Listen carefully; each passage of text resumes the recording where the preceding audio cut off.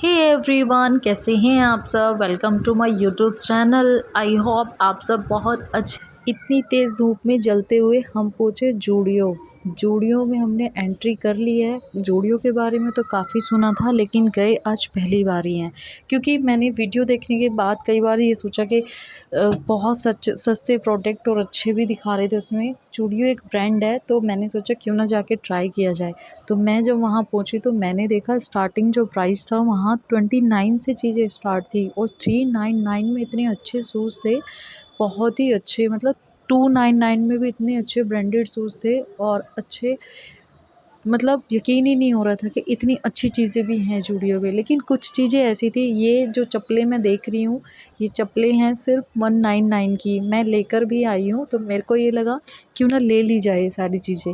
तो सबसे पहले मैं गई थी जेंट्स वाले फ्लोर में मैं पहुंची थी। वहां जाने के बाद जिनसे मुझे ख़ास पसंद नहीं आई, मैंने वहां पे सबसे पहले देखी शर्टें, टी शर्ट और कुछ वॉर्मर्स देखे, लेकिन वो मुझे कुछ पसंद नहीं आए। 399 में भी काफ़ी अच्छे क्वालिटी की टी शर्ट थी। उसके बाद मैं पहुंची, पजामा मैंने देखा, लेकिन वो मुझे कुछ ख़ास पसंद नहीं आया। फिर मैंने इनके लिए देखी कुछ, मतलब जर्सी टाइप में थी, और वॉर्मर्स देखे। और उसके बाद मैं पहुंची फिर बिलिंग कराने के लिए। जो चीज़ें पसंद आई थी हमने वो बिलिंग कराई, और मैं बिलिंग कराने के बाद सीधा पहुंची फिर दूसरे फ्लोर पे, क्योंकि वहाँ पे भी मैंने शूज़ देखे थे तो मुझे अच्छे लगे। और यहाँ पे कर रही थी नोनी बहुत सारी शैतानी, तो मुझे नोनी के लिए भी कुछ लेना था। फिर मैं गई किड्स वाले कलेक्शन में, तो वहाँ पे भी मुझे बहुत अच्छी चीज़ें दिखी। काफ़ी अच्छी गर्ल्स की भी ड्रेसेस थी और अच्छे प्राइस में थी, लेकिन कुछ मुझे बहुत महंगी भी लगी। जो चीज़ 800 की ड्रेस थी वो लग नहीं रही थी कि वो 800 की है, लेकिन कुछ चीज़ें ऐसी थी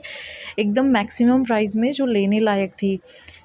कुछ मतलब टॉप थे, काफ़ी अच्छी क्वालिटी वाले थे। कुछ ऐसे थे जो मतलब प्राइस के अकॉर्डिंग बहुत ज़्यादा मुझे अच्छे नहीं लग रहे थे, लेकिन देखने के बाद काफ़ी, मतलब अगर बंदा जाए अपने बजट के अकॉर्डिंग चीज़ें वहाँ पे ख़रीद सकता है। वहाँ पे कुर्तियाँ भी थी 300 में, काफ़ी अच्छी कुर्तियाँ थी जो आप देख सकते हो।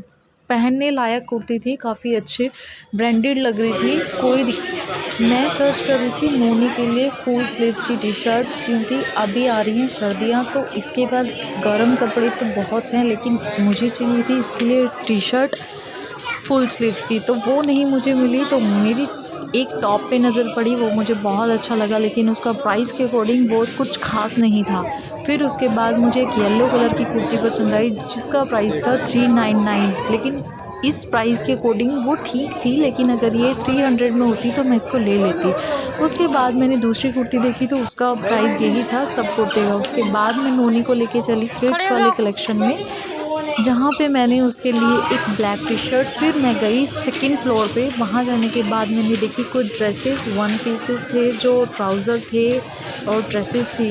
उसमें मुझे कुछ खास अच्छा नहीं लगा, क्योंकि इनका प्राइस बहुत ज़्यादा था। 999 में वो लग नहीं रही थी, 999 में इतनी महंगी ड्रेसेस।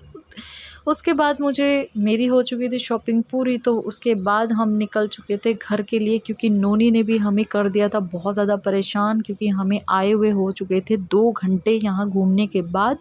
फिर हमने शॉपिंग पूरी करने के बाद मैं निकलते हुए देख रही थी कि कुछ मुझे पसंद आ जाए, लेकिन मेरे लायक मुझे कुछ ऐसा लगा नहीं, क्योंकि ऐसी ड्रेसेस मैं पहनती नहीं हूँ।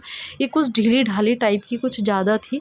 तो उसके बाद मैंने सोचा क्यों ना एक नज़र और मार लो।